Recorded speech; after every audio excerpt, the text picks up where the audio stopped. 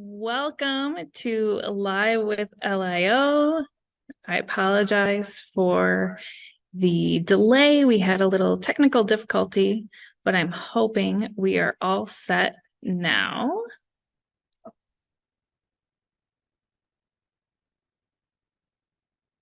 All right, so my name is Amanda Schneider, and I am an education consultant with MDE-LIO.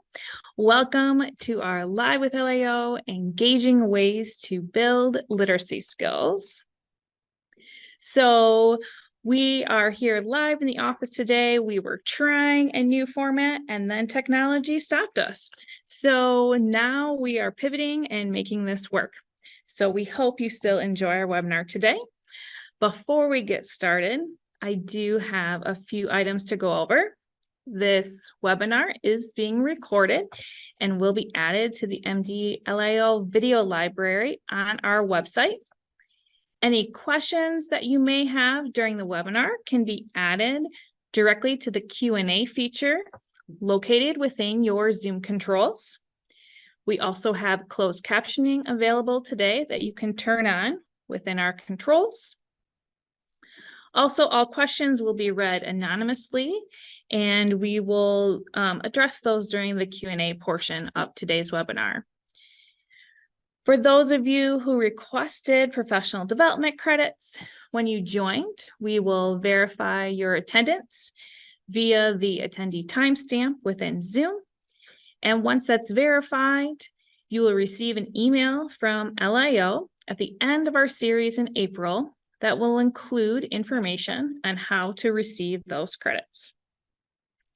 So let's get started with our agenda and objectives for today's webinar. We are going to have Beth Kennedy, the director of DeafBlind Central, Michigan's Training and Resource Project. She will share information about the supports and services available through DB Central.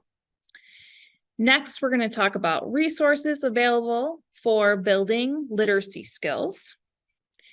And finally, we're going to talk about the DHH reading kits through LIO and the benefits of professionals and families using this resource with students who are deaf and hard of hearing. So unfortunately today, Beth Kennedy was unable to attend this webinar live due to traveling to a conference, but she was willing to share her information through a recording that we are going to share with you now.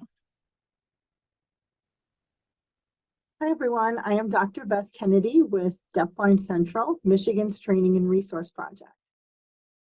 To thank Amanda and Michigan Department of Education Low Incidence Outreach for and some of our initiatives with all of you today. So without further hesitation, I am going to share my screen. All right, so this PowerPoint provides some general information about DB Central. We're a project funded by the United States Department of Education, and we provide services for families and service providers all over the state of Michigan.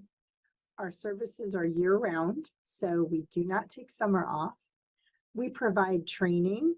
Sometimes it's very general like this. Sometimes it's student-specific. We also do consultation, which is student-specific. In order to do that, we have to have a family consent for services. And then a lot of what we do is information and referral. So people will call the project, ask questions, and we help to provide information and resources to help them support students and children who are deafblind in their lives. And sometimes that means that we get further involved to do that training and consultation piece. Sometimes it means we help find other resources outside of DB Central. We also try to do a lot of systems change. So we are constantly looking to help people who create policies and procedures and rules about special education and family services to say, hey, don't forget about deafblindness. And then we conduct a census, and some of you may have seen our census packets. We do blanket the state with blank forms every year, and we ask people to check their caseloads. And in addition, we send very specific people information sheets for the kids we already have registered, and we ask people to check that information to see if it's still accurate. So our next slide is how you receive services. First of all, DB Central is specific to deafblindness, so you have to have someone who's on our census in order to access our services. And we can help you figure out who should be registered if need be.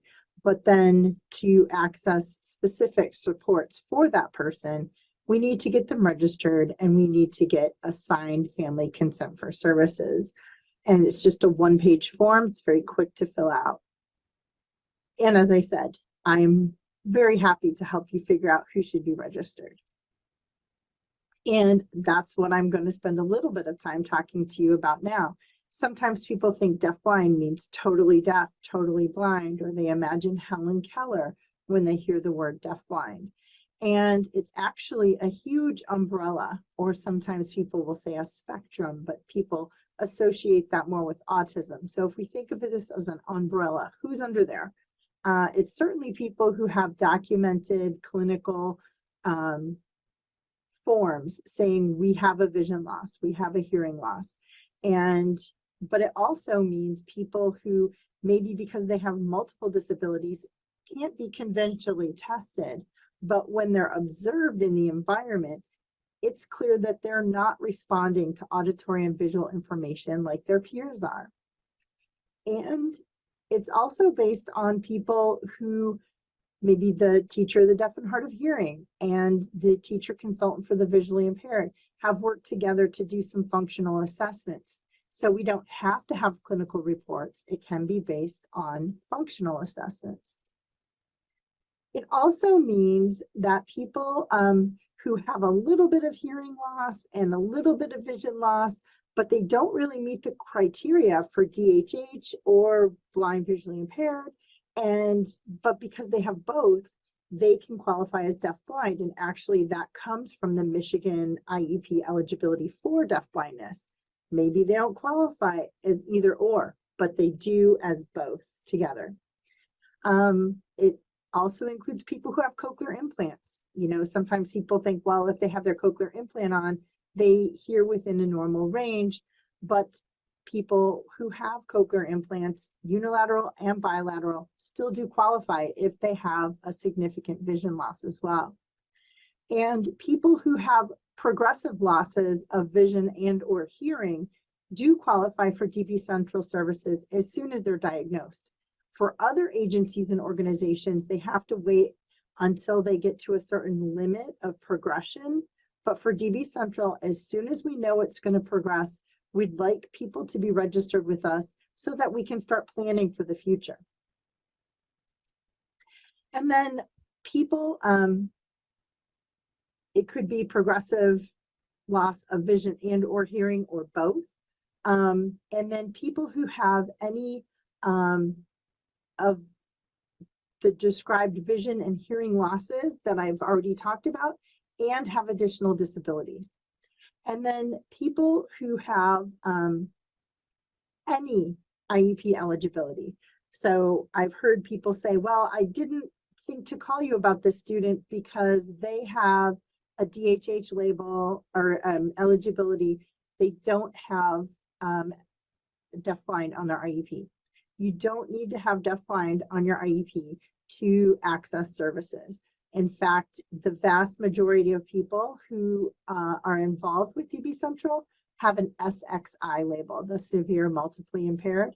But I think we have students who have almost the whole range of eligibilities. So why would you register someone with DB Central if you feel like you've got it covered in your district?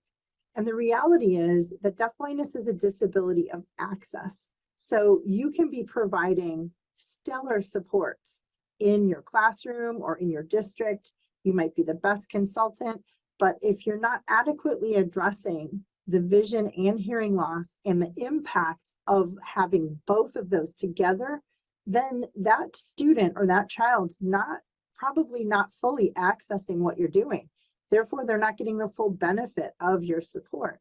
So pulling DB Central in allows us to work together and move things forward for the student.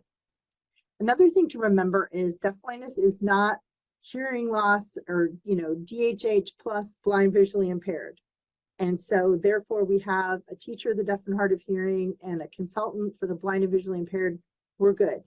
The impact of deafblindness is multiplicative, and especially when it's congenital. So having someone who has a broad understanding of deafblindness, like myself, to come in and be part of the team, part of the discussion.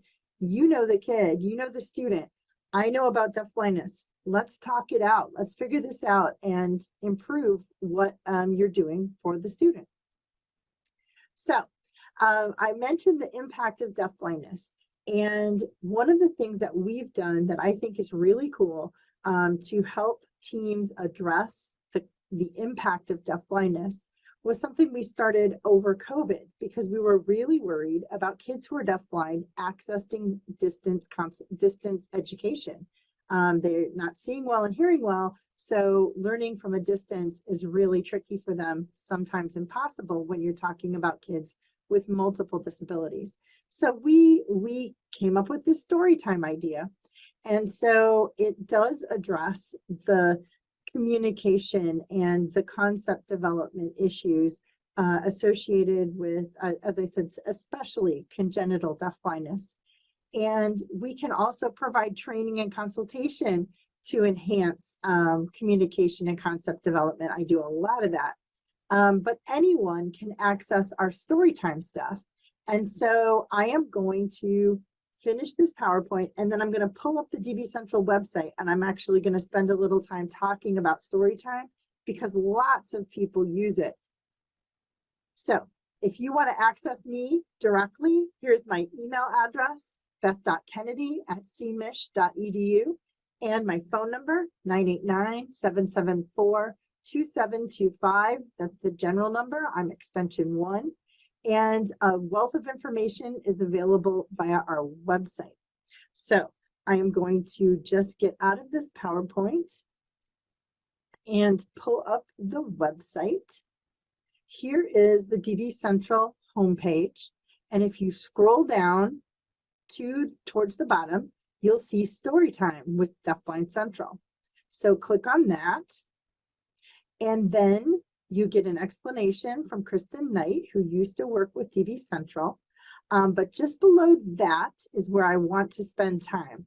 These are all of the children's storybooks that we have recorded and we have experience boxes developed for. So let's take a look at one specifically, 1, 2, 3.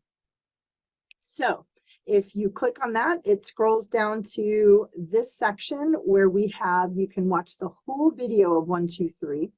That video would be someone reading the story aloud and a deaf adult performing the story in ASL. So fluent English, fluent ASL, simultaneous, you can watch. But maybe you are working with a student or you're a family who doesn't yet know all those vocabulary words, so you want to practice. Well, we have some simple PowerPoints and ASL lessons that are associated with each story. So that's what you get here for vocabulary development. And then let's say maybe you're working with a student who has multiple disabilities or who's very young. And so they need to really expand and learn to look at pictures, or maybe they can't access the pictures. We have some experience boxes associated with each story. So if you want, you can contact the project by clicking on that link, and you can borrow an experience box. So for 1, 2, 3, you get the board book, and this one has Braille included on it. If we don't have a book that has Braille included in it, we include a Braille copy and a print copy when we send these boxes out. So for 1, 2, 3, it's all about animals. And so we have these wooden animal shapes. There's an elephant and a pig and a hippo. And you can do one-on-one correlation between the pictures and the objects to practice it. You can pick up the objects and practice the sign and the speech word. You can explore them visually, or you can explore them tactily. And there's enough animals to match up with all the pictures in the book. So you can really do some nice matching if your student's able to do that. Then we have other books that are more complex. One of them, I have it here, is Where the Wild Things Are. And you get the print copy and you get the Braille copy. And because that is not very easy to capture in a experience box, we decided to go the route of dramatic play. And so we have a crown that you can put on, and we have a wolf's tail that you can pin on, and we have tree branches with leaves that you can stick around the room because the forest begins to grow. And in here, there's a little boat, and there's also monster slippers that you can put on and parade around the room. And so some of our books are for beginner readers, and then others are, like I said, more complex. And we do rate them on the website, give you some idea of beginner versus kind of more intermediate. And, you know, we loan them out one at a time. And what we do is you contact us and say, hey, I'd love to have 1, 2, 3. So we get your address and we box it up. We ship it to you. When you're done, within a month, we'd like it back. But if you need it longer, it's okay, unless someone else is waiting for it. And when you're done, you contact us. We arrange a UPS pickup. All you have to do is stick the experience box back in that cardboard that we sent it to you in. And then you set it outside, or you put it at the front desk at the school. UPS will swing in there and pick it up, and we get billed for that. So we loan them to families, we loan them to school teams, and the videos are on our website. So let's say you don't need these experience boxes, but you'd love to practice the ASL. Right there on the website, you don't even have to call and request. We actually have people from different states. I've had calls from Indiana, Minnesota, California. People are using the videos that we've developed, and they even say, what did you put in the box for that story? And I'll send you a list and you can develop your own box. But we just want this resource to be known and utilized by as many people as possible. So I'm going to stop sharing. And I'm just going to say thank you again to Michigan Department of Ed Low Incidence Outreach, and specifically to Amanda. I really appreciate this opportunity, and I hope to hear from some of you to see how we can help on a student-specific level, as well as just borrow these boxes. They're really cool. I hope you use them. Thanks. Have a good day.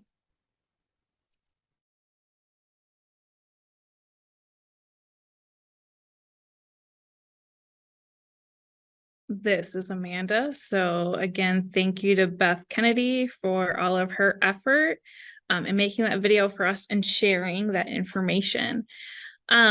So just to highlight some of those key takeaways that Beth shared during her video is that DB Central services are available for families and service providers for those individual students who are registered with DB Central. A clinical diagnosis is not necessary to receive services. Documented functional assessments of hearing and vision impact on a student's education by the IE team members may be sufficient. DeafBlind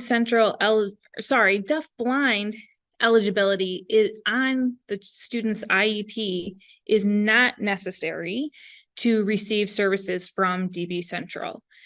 So, and also the services that the organizations provides is not a replacement for their local services.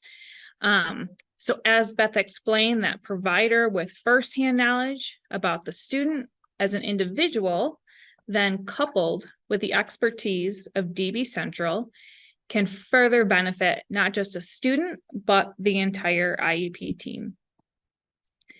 And then also that DB Central is grant funded and very dependent on that census. So please make sure that you are looking for that information when it's sent out and making sure that's getting to families and other professionals who can help get students registered for these services. So how can you use DB Central today? One is reach out to Beth Kennedy. If you have any questions or potential students you'd like to discuss, she is very open and available to answering any questions that you might have.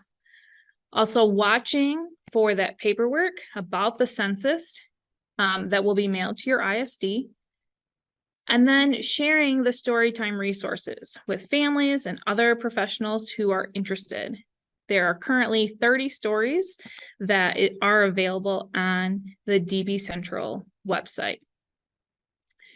So as providers, anything we can do to encourage families to engage with children while reading to them is positive. So this is a great resource to share with families who are looking for the ASL support when reading to their child. And research shares that the single most important activity for building the knowledge required for eventual success in reading is reading aloud to children. And when I'm referring to that reading aloud, that includes speaking a language such as English and also signing in ASL.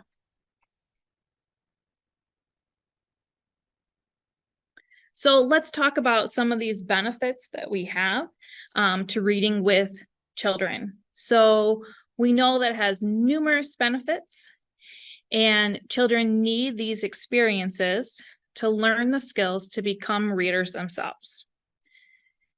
Those additional benefits include opportunities for the adult to bond with the child, as well as providing exposure to language and new vocabulary that may not be used in everyday conversations. Reading books is an opportunity for children to build their ability to think about experiences and imagine what it might be like to have an experience that they're reading. Children also start to make the connection that words in print have meaning and begin to make connections between the printed word and the spoken or signed word. Reading books also is important to build that background knowledge about a variety of topics and make connections to their own real-world experiences.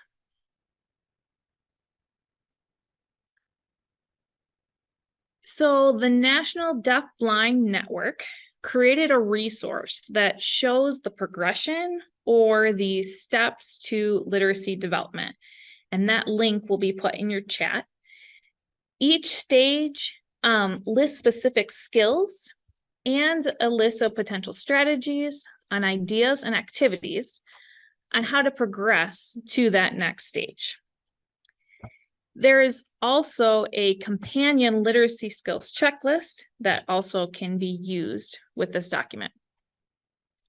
So I'm just going to do a brief overview of these stages. The first is building a foundation. So that's really your initial exposure, exposing children to books, rhymes, and songs that provide the opportunity for adult-child bonding and the foundation that you need. Next is the early emergent literacy.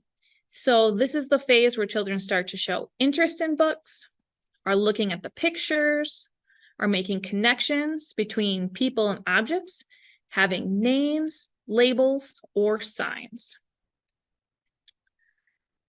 Then we move to the emergent literacy, where children start to be more engaged in the reading process by turning the page, searching for their favorite picture in a book, wanting to read that favorite book several times, and the child starting to make the connections between what they are reading and their everyday experiences. And then we're progressing to that expanded literacy. So the stage where the students continue to develop new vocabulary, demonstrate their critical thinking skills about the content, and they start to read independently. So when we're talking about all these stages, we also need to acknowledge that literacy is a learned skill. So how often adults are reading to a child can impact their ability to learn these skills and to be able to move on to the next step in the process. How you read to the child is equally important, especially with a child who is deaf or hard of hearing. So reading storybooks provides that opportunity to not only read the words on the page, but using these additional strategies along with the book creates an opportunity to build real-world connections, language skills, and supports vocabulary development.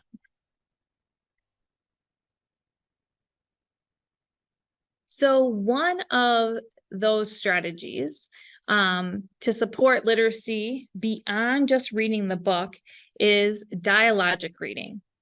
So this is a guided discussion about a specific story. So this includes having conversations and being interactive before reading, discussing the purpose of the book, the cover, or making predictions about what the story is about. This includes conversations during the reading, where you can monitor comprehension or ask questions about the pictures. Also making connections to something that previously happened in the story, or also using it as an opportunity to define new vocabulary. And then that leads to some conversations after the reading. So making personal connections to their own experiences, or even expanding on the ideas in the story.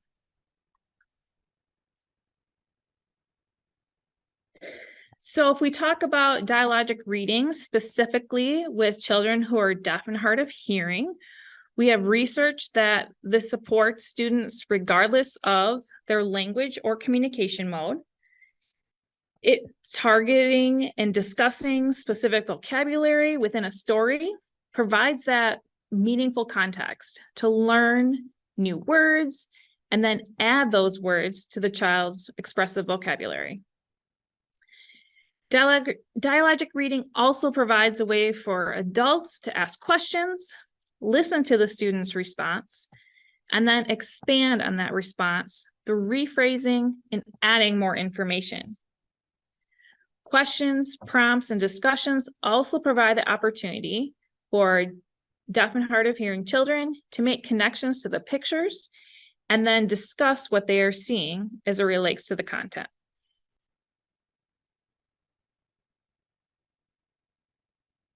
All right, so one way to model and support families with using dialogic reading strategies, making those real-world connections to the content and encouraging more language and conversations around a topic is to use the DHH reading kits, which are available in the LIO's library management system.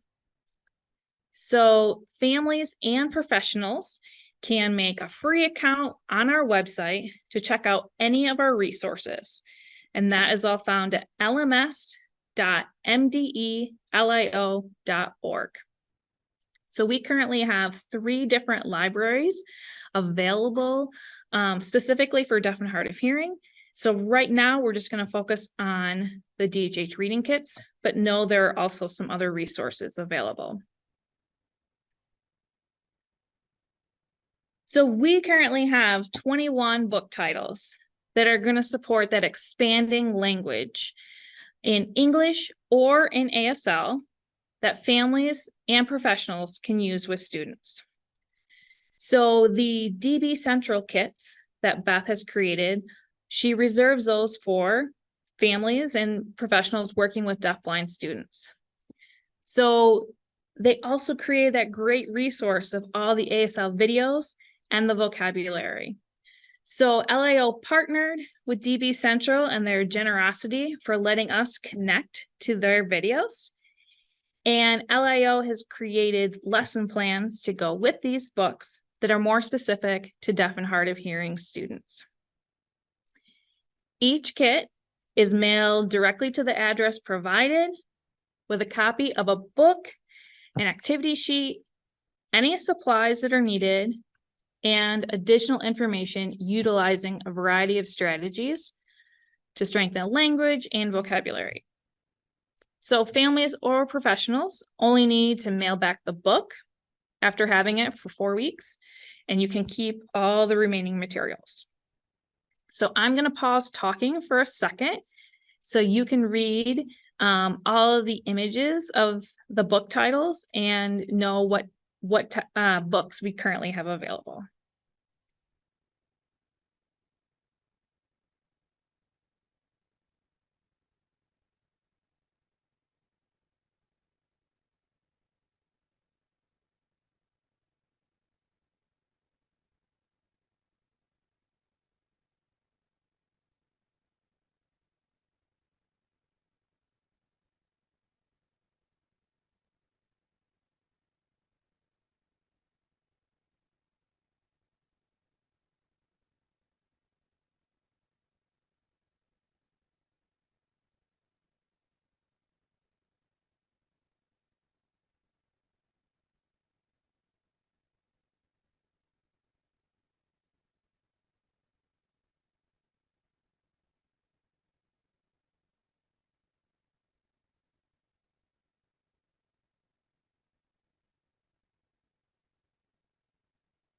So I wanted to show you an example of what is included in a DHH reading kit.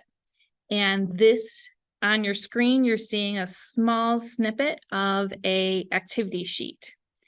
So on each activity sheet is included vocabulary, additional information on how to support that vocabulary development, including the information on how to access DB Central's videos.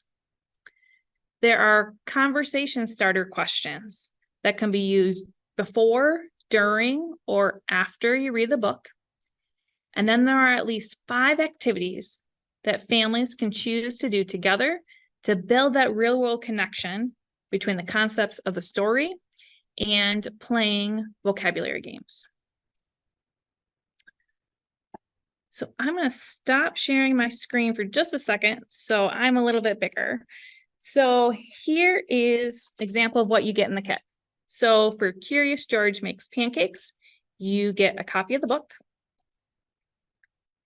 You're going to get one of our sheets that have a whole bunch of ideas on how to support literacy growth that are general to any book that you can use. And then you've got the activity sheet that's specific to each book. So for Curious George, we've included some sequencing cards. So in the story, George makes pancakes and talks about his steps. So after the book, you can talk about the sequence he used and see if the child can put the cards in order. And then we also have pancake vocabulary cards. So again, a great way you can play different games with the vocabulary. One way is to spread them out on a table, and then every time the child hears or experiences that word, they can use a spatula and flip the pancake over to the yellow side. Or you can start with a fun game of having them all flip down and having the child flip them over and see if they know what each vocabulary word is. So just a fun way to interact with vocabulary, continue to have those conversations about some new words that they might not have experienced before. So now I'm going to ask Rory to share the vocabulary videos with you and the storytime video, just so you have an experience of what DB Central has available to offer that go with these kits. Curious George Makes Pancakes by Margaret and H.A. Rays.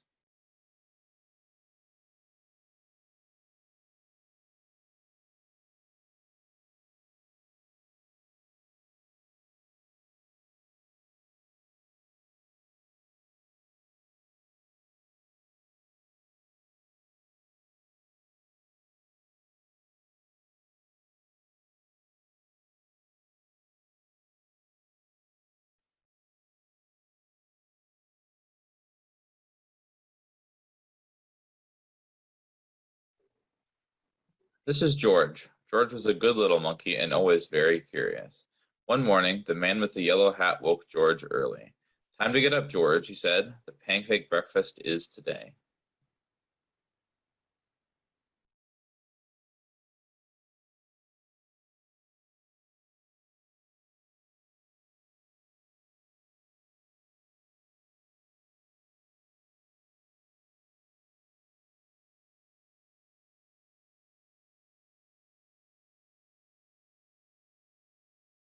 George loved the pancake breakfast. It was a fundraiser held every year to make money for special programs at the Children's Hospital. Besides eating pancakes, there was all kinds of fun games to play. Even the mayor came to play and eat, but first he gave a welcome speech.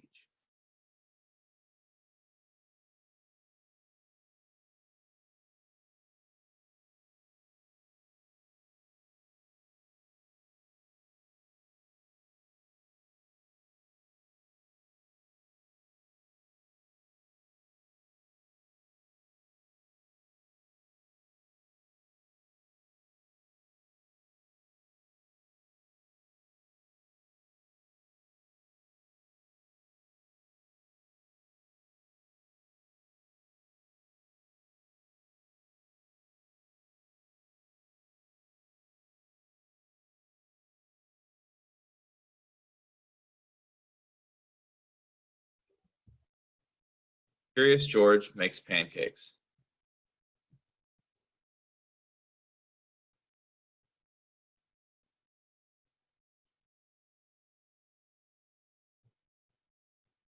George.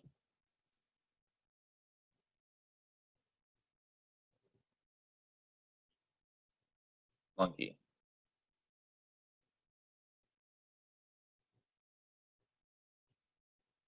Curious.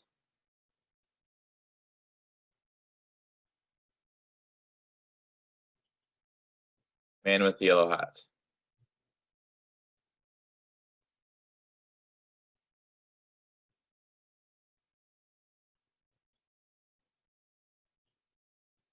Pancake.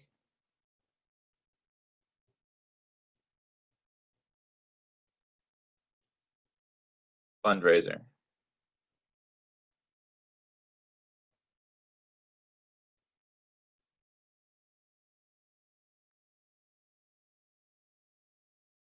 So this is Amanda. So that's just an example of what those videos include.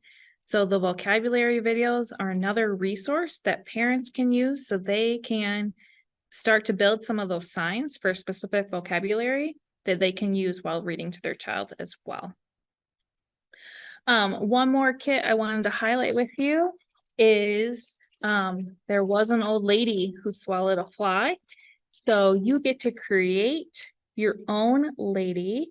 And then we've got the vocabulary cards that can go with our lady here. And you can talk about sequencing again with the story. Also, then you can feed our lady. And so she swallowed the fly and the kids can see it. So another just fun interactive way to go along with reading the story, or a way for the child to tell the story on their own after reading. So those are just examples of activities included in those expanded kits.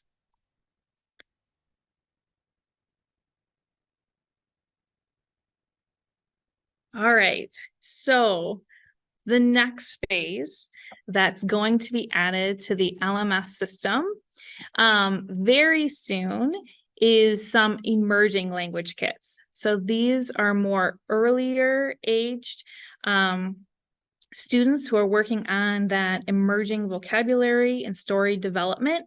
Our new LIO YouTube channel is getting set up. And so once we've got all of those kinks and bugs worked out, we're going to have more videos available that are specific to these kits. So these are ones we created at LIO on our own and produced the vocabulary videos. So that's the focus in these emerging language kits, is for parents to be able to learn the signs if they're choosing to do that with their child, and use that along reading the story.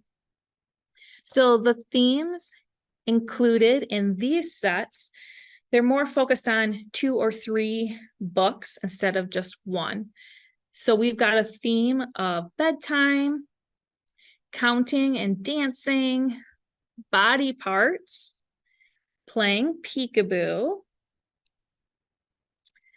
spot the dog, vehicles, mealtime, and animals. So again, just want to show you what these kits look like, a little different. So again, they're going to come with 2 books for the family. And then similar activity sheets, but again, more expanded, especially thinking more of that toddler range. So included in this lesson plan are snack ideas, such as make your child-friendly trail mix, so you can have puppy chow, or create a bone out of bread dough and make that as a fun snack.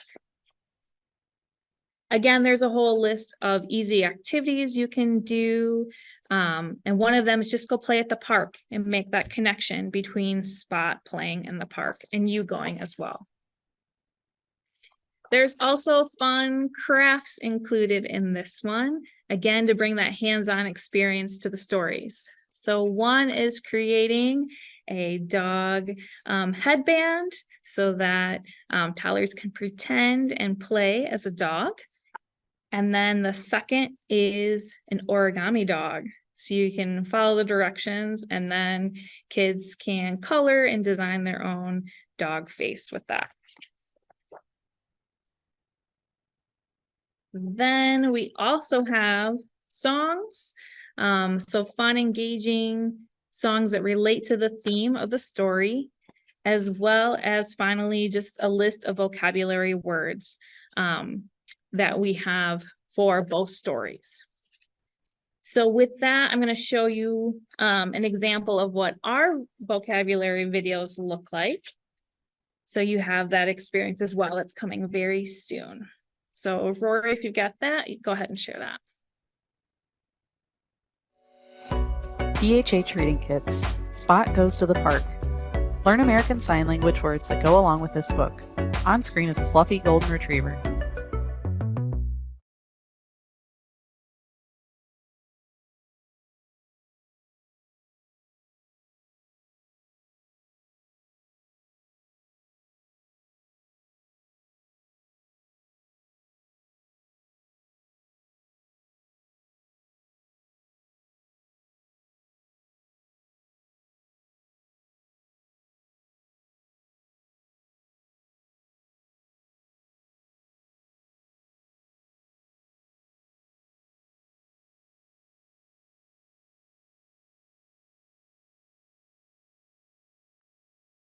This is Amanda. Thank you, Rory.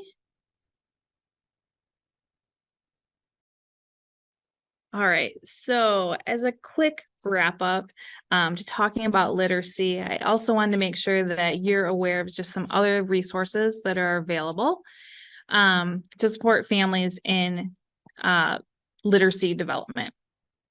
So all of these resources that I have listed right now are on our LIO literacy resource page, including additional resources that I'm not going to highlight right now.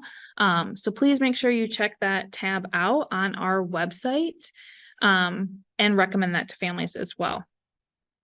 So the few that I am going to highlight right now are Reading Rockets. Is a great general resource for supporting literacy at home with some really easy to use strategies. Literacy Essentials is a Michigan-based resource for professionals that have a variety of supports and for a variety of ages as well with literacy strategies. The American Society for Deaf Children has an extensive ASL stories directory that families can access, as well as specific tips and strategies to support reading in ASL. They also recently added on their website a new video, which is available, which models reading strategies with a child using ASL and explains specifically how to use those strategies. And then finally, Hearing First also has multiple resources for supporting literacy, including a guide, and then also multiple YouTube videos that they continue to add on a regular basis that talks about supporting reading strategies, specifically to listening and spoken language strategies. All right, so I'm going to check the Q&A real quick. I see one question that are there similar kits for texts that are for older students? And my answer is currently no. There are not kits that are more of the upper level reading or students reading independently.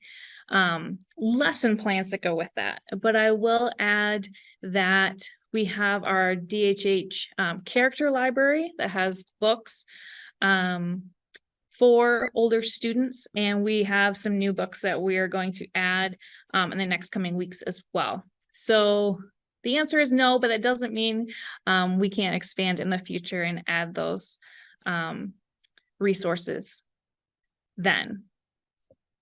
I'm going to pause and see if there are any more questions or anything I missed that may have popped up in the chat.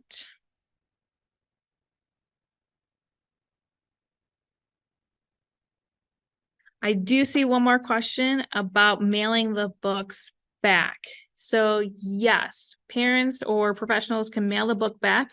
When you receive the kit, you'll have a prepaid mailing label that you can send the book back. As long as you keep that packaging that we send it in, you mail it back through UPS, and that's an easy prepaid free to families to use.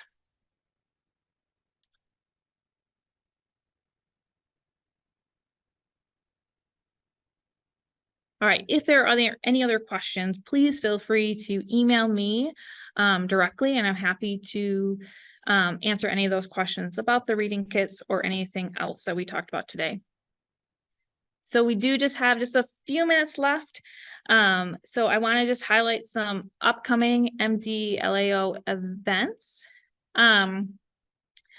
And I hope that you all are subscribing to our new weekly email that kind of has a summary of all our upcoming events. So if not, please do so you keep getting these reminders.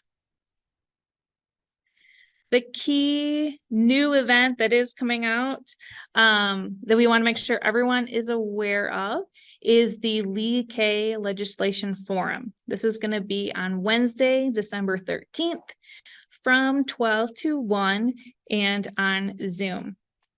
So LIO and committee partners are going to offer an online forum to address the language equality and acquisition for deaf kids, also known as Lee K, or also known as PA 256.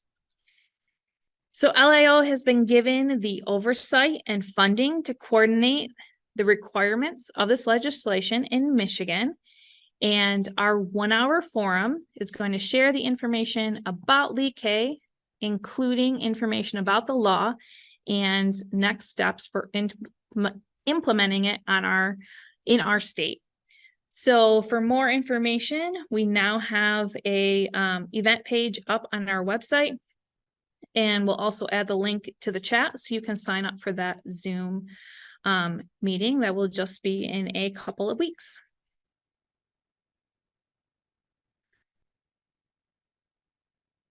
Next thing I just want to highlight is our upcoming student events. We have Let's Get Together and our DHH Student Hangout groups that are happening next week. So registration closes today. So if you have any more students who might be interested, Let's Get Together is for elementary age. And then the student hangout is for middle school and high school age. So I've got a great group signed up for those during the day times, and I'm hoping to get a few more kids for those evening times. So if you can help me and pass on the information to families, we've got the December, and also the registration for the February event is currently open.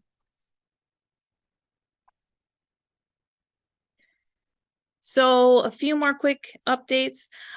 We have a new series coming out that's also December 13th at 4 o'clock, which is called the Michigan DHH Spotlight event.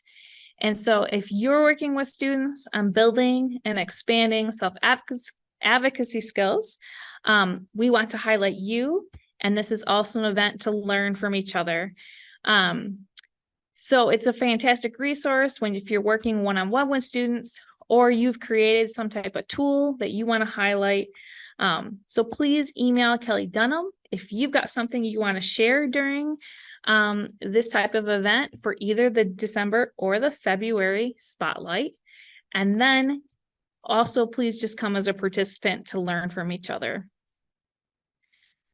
Registration for our ASL classes, we're offering 2 this winter, opens next week. So one is for professionals, and then we also are offering a class for an adult family member and child to take the class together. So watch for those registrations to open because those classes fill up very fast.